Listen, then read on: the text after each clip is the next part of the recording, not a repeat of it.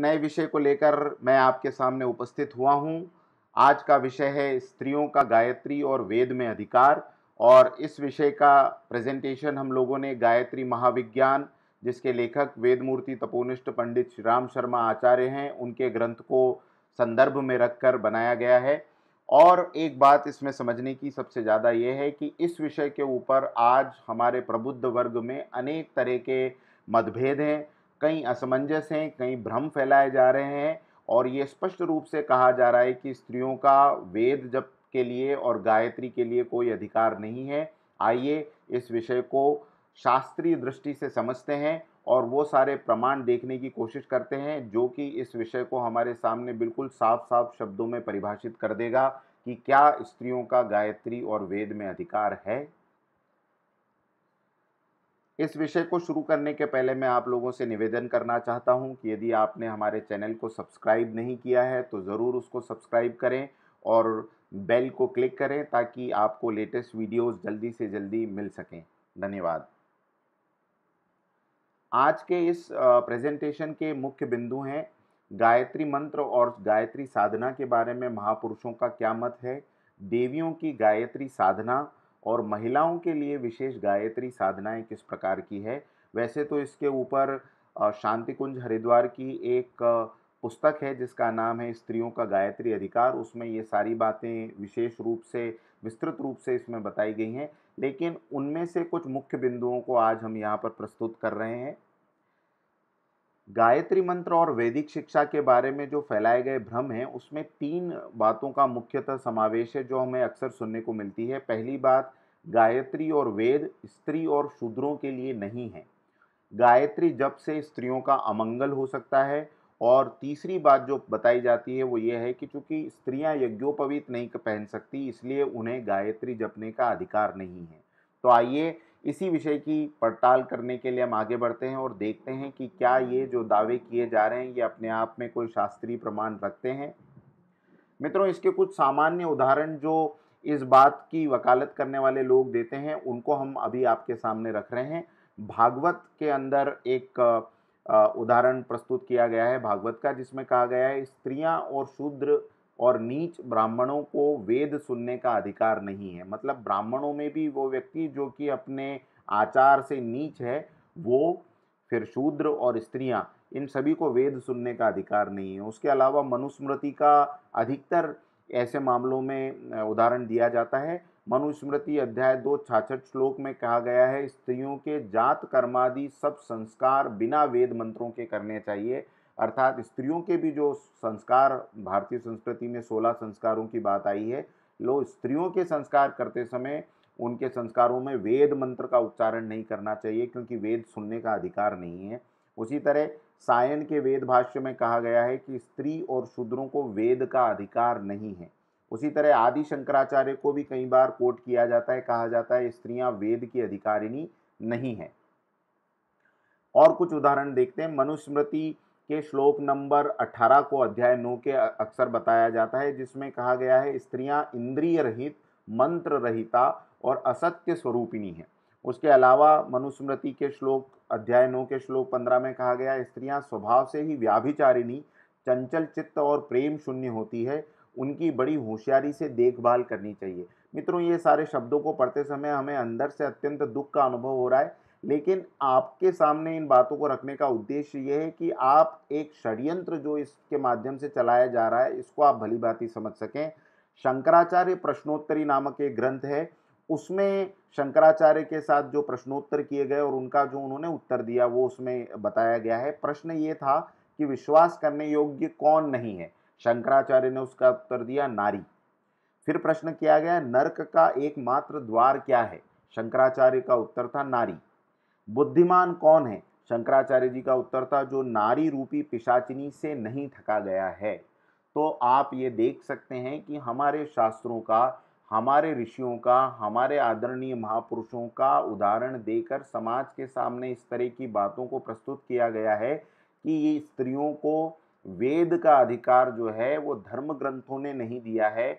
इस भारतीय सनातन परंपरा में जितने महापुरुष हुए हैं उनकी भी सर्वसम्मति इसी बात में है कि स्त्रियां जो है वो व्याभिचारिणी हैं, उनका चित्त चंचल है, वो असत्य स्वरूपिणी हैं, विश्वास करने लायक नहीं हैं, नर्क का द्वार हैं, इसलिए उन्हें वेद और गायत्री का अधिकार नहीं है। देखिए, इन्हीं सारी बातों की वजह से आज का भारतीय जनमानस, आज का हमारा सनातन धर्मी व्यक्ति अत्यंत क्षुब्ध है और वो असलियत को जानने के लिए बहुत तड़प रहा है। हमारे इस पीपीटी का उद्देश्य, इस वीडियो का उद्देश्य यह है कि आपके सामने इन सारी बातों की असलियत उजागर की जाए। तो अब मित्रों सवाल ये आता है कि क्या ये श्लोक वाकई में हमारे ऋषि मुनियों ने लिखे थे? क्योंकि अगर हमारे ऋषि मुनियों ने ये सारे श्लोक लिखे थे तो हम अपने शास्त्रों के अंदर स्त्रियों की प्रशंसा के बारे में क्यों श्लोक पढ़ते हैं? आइए इन्हीं धर्मशास्त्रों के कुछ और उदाहरण देखते हैं। अब देखिए, भागवत की तरह एक और ग्रंथ है महाभारत, जिसमें कहा गया है उत्तम स्त्रियों को कृष्णा यानी द्रौपदी की तरह वेद पढ़ने चाहिए। ये किसने कहा है? आचार्य आनंद तीर्थ जो माधवाचार्य जी हैं, उन्होंने महाभारत निर्णय के अंदर ये बात लिखी है। उसके अलावा भागवत के अंदर कहा गया है स्वधा की दो पुत्रियां हुई जिसके नाम वयुना और धारिणी थे। ये दोनों ही ज्ञान और विज्ञान में पूर्ण पारंगत तथा ब्रह्मवादिनी थी। इन्हें दो पुत्रियां स्वधा की हुई और दोनों पुत्रियों को ज्ञान और विज्ञान में पूर्ण पारंगत और ब्रह्मवादिनी कहा गया। ब्रह्मवादिनी का मतलब जो वेदों को यथा योग्य जानता हो, ऐसी नारियों को ब्रह्मवादिनी की संज्ञा दी जाती थी। और शंकर दिग्विजय के अंदर कहा गया भारती देवी, जिनके साथ शंकराचार्य जी का पहले शास्त्रार्थ मंडन मिश्र जी से हुआ और मंडन मिश्र जी से हारने के बाद में, मंडन मिश्र जी के हारने के बाद में शंकराचार्य जी ने उनकी पत्नी भारती के साथ शास्त्रार्थ किया और उसी ग्रंथ में शंकर दिग्विजय में ये कहा गया है कि भारती देवी सर्वशास्त्र तथा अंगों सहित सभी वेदों और काव्यों को जानती थी, उससे बढ़कर श्रेष्ठ और कोई विदुषी स्त्री न थी। इसका मतलब शंकराचार्य के समय में भी भारती देवी जो है वो वेदों को और उनके सभी अंगों को बहुत अच्छी तरह जानती थी और उनका ज्ञान रखती थी। उसके बाद मनुस्मृति, जिसमें हमने पहले देखा कि मनु ने नारियों के बारे में क्या कहा, लेकिन अब देखते हैं मनु की स्मृति में अध्याय 3 श्लोक नंबर 56 में क्या कहा गया है। मनु कहते हैं स्त्रियां पूजा के योग्य हैं, महाभाग हैं, घर की दीप्ति हैं, कल्याणकारिणी हैं, धर्म कार्यों की सहायिका हैं, स्त्रियों के अधीन ही स्वर्ग है। जहाँ स्त्रियों की पूजा होती है वहाँ देवता निवास करते हैं और जहाँ उनका तिरस्कार होता है वहाँ सब क्रियाएं निष्फल हो जाती है। उसी प्रकार मनुस्मृति अध्याय 9 में कहा गया है आत्मा के समान ही संतान है, जैसा पुत्र वैसी ही कन्या, दोनों समान है। उसके बाद में इडच के महाभाष्य में कहा गया जिनके पास आकर कन्याएं वेद के एक भाग तथा वेदांगों का अध्ययन करे वह उपाध्यायी या उपाध्याया कहलाती है। जैसे आचार्य हुआ करते थे, उपाध्याय हुआ करते थे, उसी तरह जो स्त्रियों को वेद और वेदांगों की शिक्षा देती थी उन्हें उपाध्यायी या उपाध्याया कहा जाता था। इसी तरह तांड्य ब्राह्मण 5, 6 और 8 में युद्ध में स्त्रियों को वीणा लेकर साम वेद के मंत्रों का गान करने का आदेश है तथा 5, 6, 15 में स्त्रियों के कलश उठाकर वेद मंत्रों का गान करते हुए परिक्रमा करने का विधान है। इसी तरह ऐत्रेय ब्राह्मण 5, 5, 29 में कुमारी गंधर्व ग्रहिता का उपाख्यान है जिसमें कन्या के यज्ञ एवं वेदाधिकार का स्पष्टीकरण हुआ है। उसी तरह कात्यायन श्रोत्र सूत्र 1, 1, 7, 4, 1, 22 तथा 20, 6, 12 आदि में ऐसे स्पष्ट आदेश हैं कि अमुक अमुक वेद मंत्रों का उच्चारण स्त्री करे। कात्यायन श्रोत्र सूत्र में पत्नी द्वारा सस्वर सामवेद के मंत्रों के गायन का विधान है। सांख्यायन श्रोत्र सूत्र की बात करें तो 1, 12, 13 तथा अश्वलायन सूत्र के अंदर 1, 11, 1 में इसी प्रकार के वेद मंत्रोच्चारण के आदेश हैं। मंत्र ब्राह्मण के 1, 2, 3 में कन्या द्वारा वेद मंत्र के उच्चारण की आज्ञा है। तो हमने आपको उन्हीं शास्त्रों के प्रमाणों के आधार पर अभी ये बताया कि शास्त्रों के अंदर स्त्री को सम्मानजनक स्थान पर रखा गया है, उन्हें पुरुषों के समान माना गया है और गायत्री तथा वेदों में, क्योंकि गायत्री वेदों का ही एक भाग है, गायत्री मंत्र वेदों के तीनों वेदों में मिलता है, इसलिए स्त्रियों का अधिकार वेद पढ़ने में, वेद मंत्रों का उच्चारण करने में और वेदों का अध्ययन करने में, गायत्री का जप करने में पूर्णतः है, ठीक उसी प्रकार जिस प्रकार किसी पुरुष का अधिकार होता है। अब आगे वेदों की बात करते हैं। अथर्ववेद 14, 1, 64 में कहा गया है हे वधू, तुम्हारे आगे पीछे मध्य तथा अंत में सर्वत्र वेद विषयक ज्ञान रहे। वेद ज्ञान को प्राप्त करके तुम तदानुसार अपना जीवन बनाओ। मंगलमयी, सुखदायिनी एवं स्वस्थ होकर पति के घर में विराजमान और अपने सद्गुणों से प्रकाशवान हो। तो यहाँ पर स्पष्ट रूप से हम देख सकते हैं कि कहा गया है वेद ज्ञान को प्राप्त करके तद अनुसार तुम अपना जीवन बनाओ। इसी तरह स्मृति रत्न में कहा गया है पत्नी प्रतिदिन अग्निहोत्र, संध्या उपासना, बलि वैश्व आदि नित्य कर्म करें। यदि पुरुष न हो तो अकेली स्त्री को भी यज्ञ का अधिकार है। और आज हमारे कतिपय धर्मज्ञानी महात्मा कहते हैं कि स्त्री को यज्ञ का अधिकार नहीं है। कितनी विचित्र बात है। व्योम संहिता की बात करते हैं, श्रेष्ठ स्त्रियों को वेद का अध्ययन तथा वैदिक कर्मकांड करने का वैसा ही अधिकार है जैसे कि उर्वशी, यमी, शची आदि ऋषिकाओं को प्राप्त था। मित्रों, ये ऋषिकाएं कौन थी, इनके क्या पराक्रम थे, इनके वेद ज्ञान में इनका कितना अधिकार था, इसके बारे में मैं आगे की स्लाइड्स में आपको बताऊंगा। भविष्य पुराण के उत्तर पर्व की बात करते हैं जिसमें स्पष्ट रूप से कहा गया है कि उत्तम आचरण करने वाली विधवा स्त्री वेद मंत्रों को ग्रहण करे और सधवा स्त्री अपने पति की अनुमति से वेद मंत्रों को ग्रहण करे। यम स्मृति में कहा गया है जिस प्रकार स्त्रियों को वेद के कर्मों में अधिकार है वैसे ही ब्रह्म विद्या प्राप्त करने का भी अधिकार है। यम स्मृति में कहा गया प्राचीन समय में स्त्रियों को मोजी बंधन, वेदों का पढ़ाना और गायत्री का उपदेश इष्ट था। इसी तरह वशिष्ठ स्मृति जो ऋषि वशिष्ठ की रचना है उसमें कहा गया है यदि स्त्री के मन में पति के प्रति दुर्भाव आए तो उस पाप का प्रायश्चित करने के लिए 108 गायत्री मंत्र जपने से वह स्त्री पवित्र होती है। अब आप बताइए कि अगर स्त्री को गायत्री मंत्र जपने का अधिकार ही नहीं था तो वशिष्ठ जी ने अपनी स्मृति में ये बात कैसे लिखी कि अगर उसके मन में इस तरह का कोई भी दुर्भाव आता है तो उसका पाप का प्रायश्चित करने के लिए स्त्री को गायत्री मंत्र जपना चाहिए। आगे एक बहुत अहम उदाहरण मैं यहाँ पर आपको देना चाहूंगा। वाल्मीकि रामायण का उदाहरण है। वाल्मीकि रामायण में 5:14-39 पे ये लिखा हुआ है कि सायंकाल के समय सीता उत्तम जल वाली नदी के तट पर संध्या करने के लिए अवश्य आएंगी। तो उत्तम जल वाली नदी के तट पर सीता जी को संध्या करने के लिए आना ऐसा बताया गया है। अब आप मुझे बताइए कि संध्या के अंदर तो वैदिक मंत्रों का समावेश है। अगर स्त्रियों को वेद मंत्र पढ़ने का अधिकार ही नहीं था तो सीता जी वहां संध्या करने के लिए कैसे आ सकती थी। उसी तरह वाल्मीकि रामायण के सुंदरकांड में है तब शोक संतप्त सीता जी ने हवन किया। तो शोक संतप्त सीता जी अगर हवन कर रही हैं, यज्ञ कर रही हैं, अग्निहोत्र कर रही हैं, इसका मतलब वो वैदिक कर्मकांडों का पालन कर रही है। और वैदिक कर्मकांड बिना वेद मंत्रों के कैसे हो सकते थे। तो ये इस बात का स्पष्ट रूप से परिचायक है कि प्राचीन समय में स्त्रियों को वेद पढ़ने का, वेद मंत्रों का अध्ययन करने का, उन्हें जप करने का पूर्ण अधिकार था जिस तरह पुरुषों को प्राप्त होता है। अब बात करते हैं कि ये जो कॉन्फ्लिक्ट्स हो रहे हैं वो क्यों हो रहे हैं। मध्यकाल में मित्रों हमारे शास्त्रों में की गई थी बहुत सी मिलावटें ताकि सनातन धर्म के एक बहुत बड़े भाग स्त्रियों और शूद्रों को कमजोर करके पूरे समाज को कमजोर कर दिया जाए। देखिए मध्यकाल में जो हमारे ऊपर अनेकों प्रकार के आक्रमण हुए उसमें एक बात सुनिश्चित की गई कि हमारे धर्म के अंदर भी काफी सारी मिलावटें कर दी गई ताकि हमारा आध्यात्म कमजोर हो जाए। क्योंकि आप देखें समाज का एक भाग अगर पुरुष है तो उसका दूसरा भाग स्त्री है। आधा आधा समाज बटा हुआ है पुरुष और स्त्रियों में। और उनकी धारणा बिल्कुल ये थी कि अगर समाज के अंदर से स्त्रियों को कैसे भी करके वैदिक ज्ञान से दूर कर दिया जाए, फिर शूद्रों को वैदिक ज्ञान से दूर कर दिया जाए तो ये समाज बहुत ही जल्दी अवनति को प्राप्त हो जाएगा। और इसीलिए इसी उद्देश्य को उन्होंने ध्यान में रखते हुए ऐसे पंडित जो कि कुछ धन के मोह में आके अपनी विद्या को बेच देने के लिए तैयार थे, ऐसे लोगों के साथ में मिलके उन्होंने संस्कृत के वो श्लोक हमारे धर्म ग्रंथों में मिला दिए जिससे कि हमको बाद में ये पता लगे कि ये हमारे धर्म ग्रंथ ही कहते हैं कि स्त्रियों और शूद्रों का वेद के लिए और गायत्री में कोई अधिकार नहीं है। आइए इसको समझते हैं। एक उदाहरण मैं आपको देना चाहता हूँ।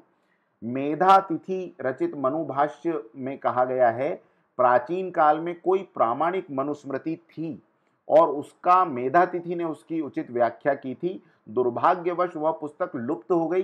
तब राजा मदन ने इधर उधर की पुस्तकों को जोड़कर उसका जीर्णोद्धार कराया। इसका मतलब यह है कि मुख्य मनुस्मृति जो थी, प्रामाणिक मनुस्मृति, वो तो लुप्त ही हो गई थी।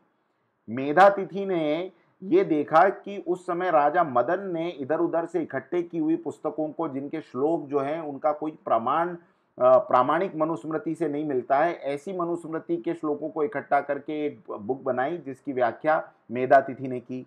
उसके बाद गरुड़ पुराण का उदाहरण है, उसमें ये लिखा गया है कि राक्षस लोग कलयुग में ब्राह्मण कुल में उत्पन्न होकर महाभारत के 6000 श्लोकों में से अनेक श्लोकों को निकाल देंगे और उसके स्थान पर नए कृत्रिम श्लोक गढ़कर प्रक्षेप कर देंगे। ये बात गरुड़ पुराण में आई है। इसका अर्थ ये स्पष्ट है कि हमारे ऋषि मुनियों को, हमारे आचार्यों को ये बात अच्छी तरह मालूम थी, इसीलिए वो हमारे लिए संकेत छोड़ के गए हैं कि हम पहचान पाएं कि कौन से श्लोक हमारे धर्म ग्रंथों के अंदर प्रक्षिप्त रूप से डाले गए हैं और किन से हमें दूर रहना है। आइए अब मध्वाचार्य की इसी बात को हम देखते हैं, जहाँ पे वो कहते हैं कि स्वार्थी लोग कई ग्रंथों के वचनों को प्रक्षिप्त कर देते हैं, कहीं निकाल देते हैं, कहीं जानबूझकर या प्रमादवश उन्हें बदल देते हैं। इस प्रकार प्राचीन ग्रंथ बड़े अस्त व्यस्त हो गए हैं। ये बात माधवाचार्य जी कहते हैं। और कुछ प्रमुख प्रक्षिप्त ग्रंथ जिसमें बहुत सारा प्रक्षेपण किया गया है वो है उपनिषद। उपनिषदों में भी पहले जो मुख्य उपनिषद थे उसके बाद अनेकों उपनिषद बना दिए गए। वाल्मीकि रामायण के अंदर प्रक्षेपण हुए हैं, महाभारत के अंदर प्रक्षेपण किया है, पुराण स्मृतियों जैसे मनुस्मृति, शौनक स्मृति, वशिष्ठ स्मृति, ग्रहसूत्र, आश्वालायन ग्रहसूत्र इत्यादि ग्रहसूत्रों के अंदर प्रक्षेपण हुआ है। तो ये बात हम सभी लोगों को, सनातन धर्मियों को जान लेनी चाहिए, अच्छी तरह मान लेनी चाहिए कि मध्यकाल के दौरान षड्यंत्रकारियों ने हमारे धर्म की जड़ों को हिलाने के लिए हमें अपने शास्त्रों के ऊपर अश्रद्धा उत्पन्न हो, इसलिए तमाम इस तरह के श्लोकों का प्रक्षेपण कर दिया ताकि वो लोग अपने उद्देश्य में सफल हो सकें और धीरे धीरे नारी और हमारे शूद्र भाई बहन इन सब चीज़ों से दूर होते चले जाएं और इसका परिणाम हम आज तक भुगत रहे हैं। तो प्रक्षिप्त और अप्रक्षिप्त का निर्णय कैसे हो, इस निर्णय को करने के लिए हमारे पास में आज भी सूर्य के समान जो कोई कसौटी मौजूद है वो है हमारे वेद। क्योंकि ये वेद ही हैं जिनके अंदर किसी भी प्रकार की मिलावट संभव नहीं है। वेदों के अंदर जो वेदों की मंत्रों की अक्षुण्णता है उसको शुद्ध रखने के लिए अनेक प्रकार के घन पाठ इत्यादि पाठों का समावेश किया गया है। क्योंकि अगर उसके अंदर एक नुक्ते भर को अगर आप चेंज कर देते हैं, अर्ध विराम और पूर्ण विराम को भी बदल देते हैं, तो वो वेद के जो ज्ञाता लोग हैं वो तुरंत उसको पकड़ लेते हैं कि ये कहीं न कहीं वेद के अंदर श्लोकों में मिलावट की गई है। इसलिए आज भी वेद मंत्रों की जो संहिता भाग है हमारे सामने मूल रूप से मौजूद है। और ऋषि दयानंद सरस्वती ने सत्यार्थ प्रकाश में इस बात को डंके की चोट पर कहा है कि जो कोई बात या शिक्षा या श्लोक वेद की शिक्षाओं से विपरीत है वे सभी के सभी प्रक्षिप्त हैं। मतलब हमें ये देखना पड़ेगा कि कोई भी धर्मशास्त्र वेद सम्मत बात कह रहा है या वेद के विरुद्ध बात कह रहा है। अगर उसकी बात में वेद विरुद्ध कोई भी लक्षण प्रतीत होता है तो हमें तुरंत ये मानना चाहिए कि ये चीज प्रक्षेपित है, ये चीज को हमें स्वीकार नहीं करना चाहिए। क्योंकि वेद हमारे मूल ग्रंथ हैं और वेदों के आधार पर ही बाकी के सारे ग्रंथों की व्याख्याएं समझी जा सकती है। तो आइए देखते हैं कि वेद इस बारे में क्या कहते हैं। मित्रों, यजुर्वेद के 26वें अध्याय के दूसरे मंत्र में कहा गया है, परमेश्वर कहते हैं, जैसे मैं सब मनुष्यों के लिए इस कल्याण अर्थात संसार और मुक्ति के सुख को देने वाली ऋग्वेदादि 4 वेदों की वाणी का उपदेश करता हूं, वैसे तुम भी किया करो। मतलब परमात्मा हम मनुष्यों को आज्ञा दे रहे हैं और उसमें वो कहते हैं कि हमने ब्राह्मण, क्षत्रिय, वैश्य, शूद्र और अपने भृत्य व स्त्री आदि अति शूद्रादि लोगों के लिए भी वेदों का प्रकाश किया है। मतलब इस मंत्र में स्पष्ट रूप से ये बात कही गई है कि परमेश्वर ने वेद ज्ञान जो है चारों वर्णों के लिए बनाए थे और स्त्रियों के लिए भी बनाए थे। क्योंकि स्त्रियां भी इन्हीं चारों वर्णों में हैं, इसलिए वेद के ज्ञान के ऊपर मनुष्य मात्र का अधिकार है। ये बात स्वयं परमात्मा ने यजुर्वेद के 26वें अध्याय में बताई है। अब हम किस आधार पर स्त्रियों को या अन्य अपने बंधुओं को वेदों से दूर रख सकते हैं? हाँ, वेद मंत्र सीखने में बहुत से लोगों की गति नहीं हो सकती, हर एक की मानसिक क्षमता अलग अलग होती है। तो उस आधार पर वेद मंत्रों को सीखने में कहीं न कहीं कुछ न कुछ दिक्कत हो सकती है। ऐसे में ज्ञान प्राप्त करना किसी के लिए निषेध नहीं किया गया है। विशेष व्याख्या अगर आप इस बात की देखना चाहें तो सत्यार्थ प्रकाश में ऋषि दयानंद सरस्वती ने तृतीय समुल्लास में इस बात की विस्तृत रूप से व्याख्या की है कि किस प्रकार हमारे देश में ऋषि ऋषिकाएं होती थी, कैसे वेदों को जानने वालों में जिस प्रकार पुरुष होते थे उसी प्रकार स्त्रियां भी थी। और पंडित श्री राम शर्मा आचार्य ने स्त्रियों का गायत्री अधिकार इस विषय पर एक लघु पुस्तिका दी है और उस लघु पुस्तिका में इन सारी संशयों का समाधान कर दिया गया है। आइए हम अपने विषय पे आगे चलते हैं। स्त्रियों के गायत्री अधिकार के लिए आज के जो तथाकथित साधु संत हैं वो कहते हैं कि ये मंत्र अगर पढ़ लिया जाए, जनक सुता जग जननी जानकी अतिशय प्रिय करुणा निधान की, ताके जुगपद कमल मनावों जहाँ सुकृपा निर्मल मति पावों।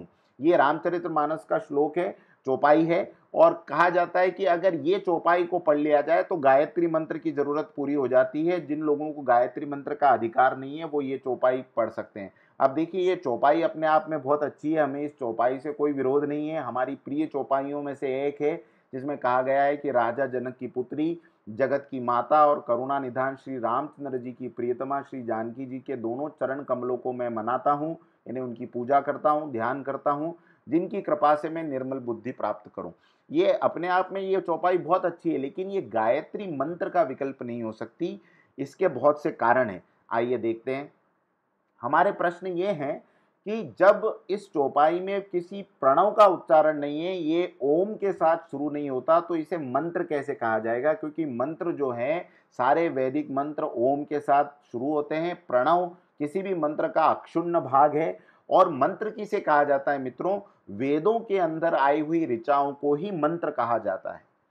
बाकी के ग्रंथों के अंदर, उपनिषदों के अंदर या स्मृतियों के अंदर या पुराणों के अंदर आए हुए जो रचनाएं हैं उन्हें श्लोक कहा जाता है, उन्हें मंत्र नहीं कहा जाता। तो ये तो जो है रामचरितमानस के अंदर आया हुआ है, तो इसे मंत्र की संज्ञा कैसे दी जा सकती है? दूसरी बात, अगर जानकी जी के इस मंत्र को स्त्रियां जप सकती हैं तो कलयुग में ये मंत्र गोस्वामी तुलसीदास जी ने रामचरितमानस में लिखा था, तो इसके पहले जो 3 युगों की स्त्रियां थी वो क्या जपा करती थी? ये बात सोचनी पड़ेगी। और फिर ये भी सोचना पड़ेगा कि माता सीता और उनकी माता या सास क्या यही मंत्र जपती थी? जनक सुता जगजननी जानकी, ये कैसे जप सकती थी? सीता जी और राम का जो काल है वो त्रेता युग में हुआ है, उसके पहले तो सतयुग था। तो सतयुग की स्त्रियां क्या जपा करती थी? वैदिक काल की ऋषिकाओं के पास कौन सा मंत्र हुआ करता था? और कभी भी गोस्वामी जी ने रामचरितमानस में ये नहीं कहा है कि ये मंत्र या ये चौपाई जो है वो गायत्री मंत्र के समतुल्य है या इस चौपाई को गायत्री मंत्र का रिप्लेसमेंट माना जा सकता है। ऐसे में हमारे जो ये तथाकथित संत महात्मा हैं, ये किस आधार पे हमारे समाज की स्त्रियों को ये शिक्षा दे रहे हैं कि आप एक चौपाई को गायत्री मंत्र के समान मान लो और उसका जाप कर लो? ये समाज को 2 भागों में विभाजित करने की अपने आप में एक षड्यंत्र है जिसका हमें विरोध करना चाहिए। अब मैं आपको बताना चाहता हूँ वैदिक काल की महान ब्रह्मवादिनी ऋषिकाओं के बारे में। ऋग्वेद के ऋषिकाओं की सूची बृहद देवता के दूसरे अध्याय में है। बृहद देवता एक ग्रंथ है जिसके दूसरे अध्याय में ये इन सारी ऋषिकाओं की सूची दी हुई है, जिसमें प्रमुख थी घोषा, गोधा, विश्ववारा, अपाला, उपनिषद, निषद, ब्रह्मजाया जिनको जुहू भी कहा जाता था, ऋषि अगस्त्य की बहन अदिति, इंद्राणी, इंद्र की माता, शर्मा, रोमशा, उर्वशी, लोपामुद्रा, नदियाँ, यमी, शश्वती, श्री, लाक्षा, सार्पराज्ञी, वाक, श्रद्धा, मेधा, दक्षिणा, रात्रि और सूर्या, सावित्री, ये सभी ब्रह्मवादिनी ऋषिकाएं हुई हैं। ये उन ऋषिकाओं के नाम हैं जिन्होंने वेदों का अध्ययन किया था। और मैं अब आपको ये भी बताता हूँ कि इन्होंने न सिर्फ वेदों का अध्ययन किया, ये ऋषिकाएं वेद मंत्रों की दृष्टा भी हुई हैं। वेद मंत्रों के प्रत्येक वेद मंत्र के कोई ऋषि होते हैं, तो ये जो ऋषिकाएं थी ये इन वेद मंत्रों की दृष्टा रही हैं। कौन कौन से मंत्रों की? ऋग्वेद के 134वें, 10, 39, 40, 10, 91, 10, 95, 10, 107, 10, 109, 10, 154, 10, 159, 10, 179, 5, 28, 8, 91 इत्यादि सूत्रों को इन ऋषिकाओं ने समाज के सामने वेदों में प्रस्तुत किया। तो ये अपने आप में इस बात का सबूत है कि अगर ऋषिकाएं जो है वेद मंत्रों का अध्ययन नहीं कर सकती थी तो वो वेदों का की दृष्टा और वेदों की ऋषिकाएं कैसे बनी? अब इन प्रश्नों के भी उत्तर हमें खोजने पड़ेंगे कि यदि स्त्रियों को गायत्री या वेद मंत्रों का अधिकार नहीं, तो प्राचीन काल में स्त्रियां वेदों की मंत्र दृष्टा कैसे हुई? यदि वे वेद की अधिकारिणी नहीं थी, तो यज्ञ आदि धार्मिक कृत्यों तथा षोडश संस्कारों में उन्हें शामिल क्यों किया जाता है? विवाह आदि के अवसरों पर आज भी पंडित स्त्रियों के मुख से वेद उच्चारण करवाते हैं, ऐसा क्यों करवाते हैं? बिना वेद मंत्रों के स्त्री संध्या और हवन कैसे कर सकती थी? जबकि हमने देखा कि रामायण के अंदर ये बात स्पष्ट रूप से लिखी गई है कि सीता जी जो है वो संध्या उपासना करती थी। स्त्रियां यदि अनधिकारिणी थी, तो अनुसुईया, अहिल्या, अरुंधति, मदालसा आदि अगणित स्त्रियां वेद शास्त्रों में पारंगत कैसे हुई? ज्ञान, धर्म और उपासना के स्वाभाविक अधिकारों से नागरिकों को वंचित करना क्या अन्याय और पक्षपात नहीं है? क्या नारी को आध्यात्मिक दृष्टि से अयोग्य ठहराकर उनसे उत्पन्न होने वाली संतान धार्मिक हो सकती है? जब स्त्री पुरुष की अर्धांगिनी है, तो आधा अंग अधिकारी और आधा अंग अनधिकारी कैसे रह सकता है?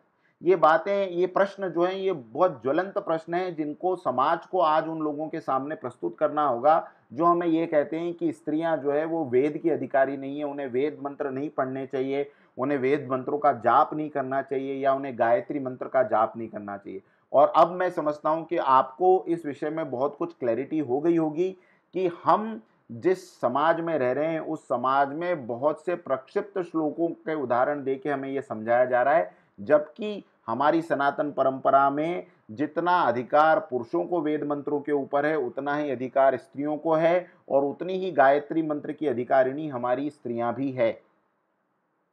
देवियों की गायत्री उपासना की बात करें तो प्राचीन काल में गार्गी, मैत्रेयी, मदालसा, अनुसुईया, अरुंधति, देवयानी, अहिल्या, कुंती, शतरूपा, वृंदा, मंदोदरी, तारा, द्रौपदी, दमयंती, गौतमी, अपाला, सुलभा, शाश्वती, उशिजा, सावित्री, लोपामुद्रा, प्रतिशेयी, वैशालिनी, बैदुला, सुनीति, शकुंतला, पिंगला, जरुत्कार, रोहिणी, भद्रा, विदुला, गांधारी, अंजनी, सीता, देवहूति, पार्वती, अदिति, शची, सत्यवती, सुकन्या, शैव्या आदि महासतियां वेदज्ञ और गायत्री उपासक रही हैं। मित्रों, ये तो कुछ नाम जो हम आपको इस प्रेजेंटेशन के लिए दे पाए, ऐसी अनेकों स्त्रियां, ज्ञात और अज्ञात ऋषि ऋषिकाएं हुई हैं जो कि गायत्री की उपासना करती रही हैं और वेदों की ज्ञानी रही हैं।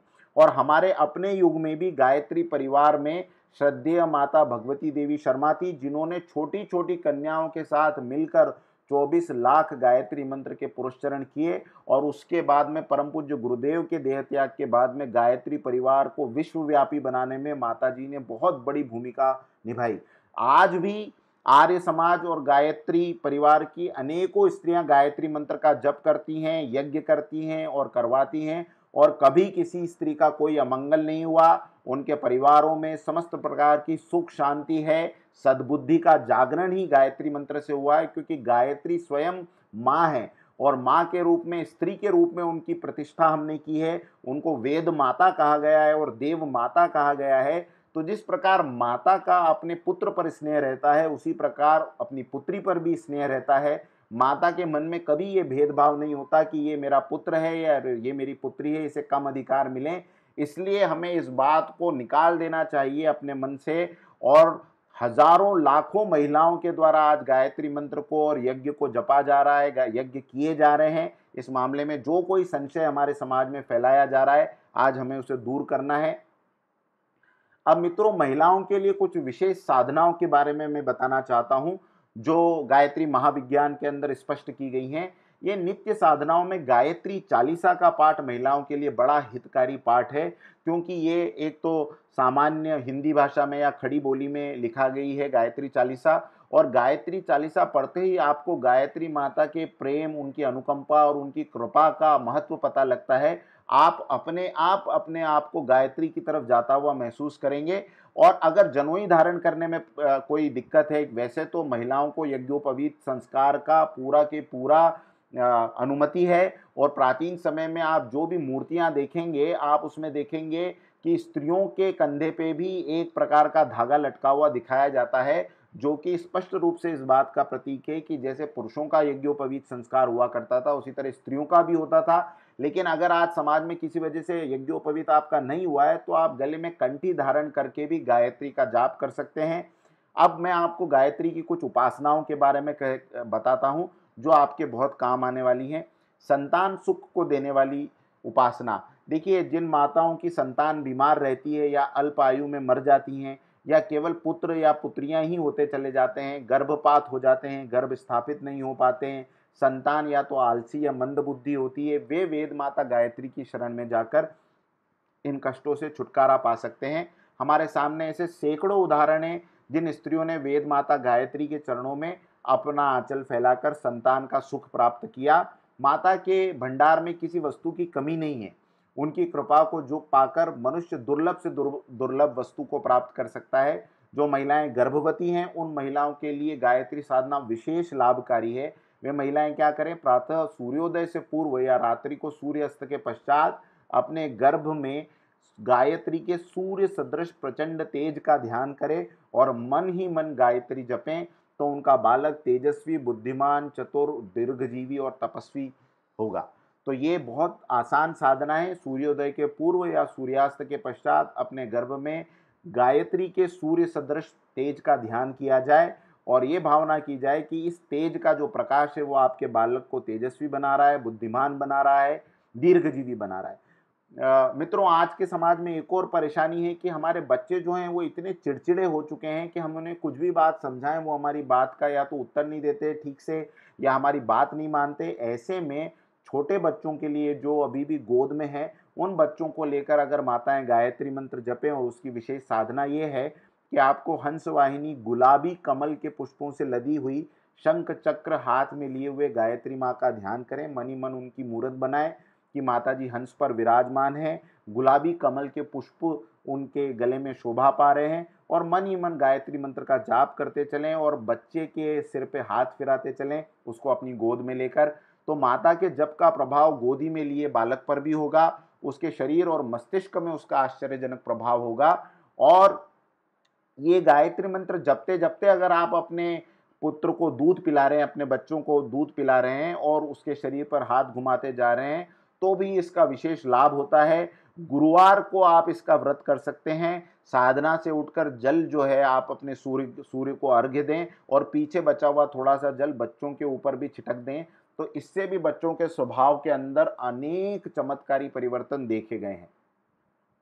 गर्भवती बहनों के लिए और एक साधना जो हमने पहले बताई कि सूर्योदय से पूर्व या रात्रि को सूर्यास्त के पश्चात अपने गर्भ में गायत्री के तेज का ध्यान करें। और परिवार पर अगर कोई विपदा आई है तो माताएं और बहनें गायत्री की साधना करके उस विपदा को बड़ी सरलता से दूर कर सकती है।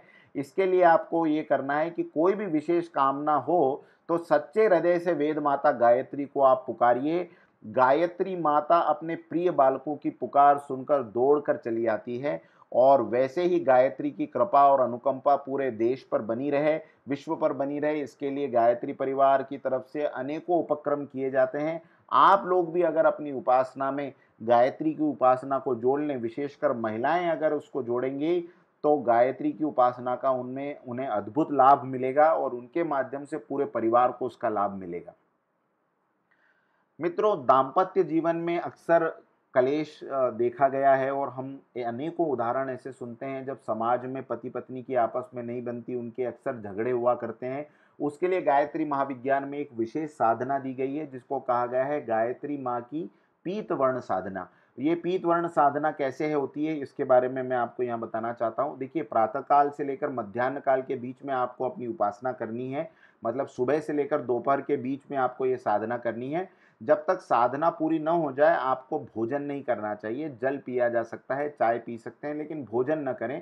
शुद्ध शरीर, मन और शुद्ध वस्त्र से पूर्व की ओर मुंह करके बैठें। केसर डालकर चंदन अपने हाथ से घिसें। अगर केसर उपलब्ध नहीं है तो चंदन या अष्टगंध से भी आप उसको घिस के उसका लेप बनाएं और मस्तक पे, अपने मस्तक पे, हृदय पे तथा कंठ पर तिलक के रूप में लगाएं। छोटा सा तिलक भी लगाया जा सकता है, बहुत बड़ी जरूरत नहीं है। और गायत्री माँ की मूर्ति अथवा चित्र स्थापित करके उनकी विधिवत पूजा करें। पीले रंग का पूजा में प्रयोग करें, यानी हल्दी का प्रयोग करें पूजा में। प्रतिमा का आवरण जो है वो पीले रंग का हो। जो बिछाने के लिए आप उसमें चित्र के नीचे वस्त्र रखेंगे वो पीले रंग के हों। पीले फूल, पीले चावल, मतलब हल्दी के साथ आप चावल को मिला लेंगे तो वो पीले हो जाएंगे। बेसन के लड्डू, क्योंकि वो पीले होते हैं। केसर मिले हुए चंदन का तिलक, आरती के लिए गोघृत न मिले तो शुद्ध केसर मिलाकर या हल्दी मिलाकर घी को थोड़ा पीला कर लें, चंदन का चूरा, धूप इत्यादि। और इस प्रकार से पीले रंग का उपयोग अपनी पूजा में, आपको ये बस ध्यान रखना है कि अधिक से अधिक पीले रंग का प्रयोग हो। और फिर आपको क्या करना है, नेत्र बंद करके मन ही मन आपको ध्यान करना है कि पीले आकाश में पीले सिंह पर सवार और पीले ही वस्त्र पहने हुए गायत्री माँ का ध्यान करना है। ये राइट साइड में अगर आप देखेंगे तो हमने ऐसी एक मूर्ति भी आपके सामने एक संकेत चित्र के रूप में रखी है कि आपको ध्यान करना है कि आसमान में पूरा आसमान जो है वो पीले रंग का है और ऐसे में गायत्री माता जो है वो पीले शेर पर सवार हैं और उनके पीले वस्त्र हैं। और इस तरह से गायत्री का ध्यान करते हुए आपको गायत्री का जाप करना है। कम से कम 24 गायत्री मंत्र आपको इस प्रकार ध्यान करते हुए जपना है।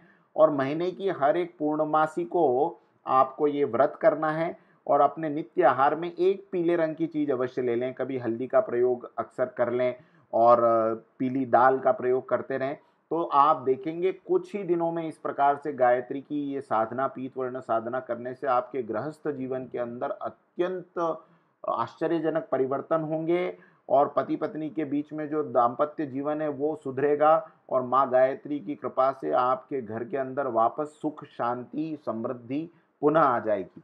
तो मित्रों, ये आज के चर्चा का विषय था, गायत्री का अधिकार और वेद में गायत्री का अधिकार है कि नहीं, स्त्रियों को गायत्री जपने का अधिकार है या नहीं। हमने इस बात को इस प्रेजेंटेशन के माध्यम से देखा। मैं आशा करता हूं कि आप सब लोग तमाम शंकाओं को निकालकर गायत्री जप का लाभ लेंगे और अपने परिवार को, समाज को भी गायत्री जप के लिए प्रेरित करेंगे और गायत्री माता से मिलने वाले अनुदानों और वरदानों को अपने जीवन में प्राप्त कर उन्नति करेंगे। इसी आशा के साथ आप सभी लोगों का बहुत बहुत धन्यवाद। एक बार पुनः आपसे कहना चाहूँगा कि अगर आपने हमारे इस चैनल को सब्सक्राइब नहीं किया है तो सब्सक्राइब कर लें ताकि हम इस तरह के और भी ज्ञानवर्धक वीडियोस आप तक लाते रहें और आपका ज्ञान बढ़ाते रहें, समाज की सेवा करते रहें। धन्यवाद।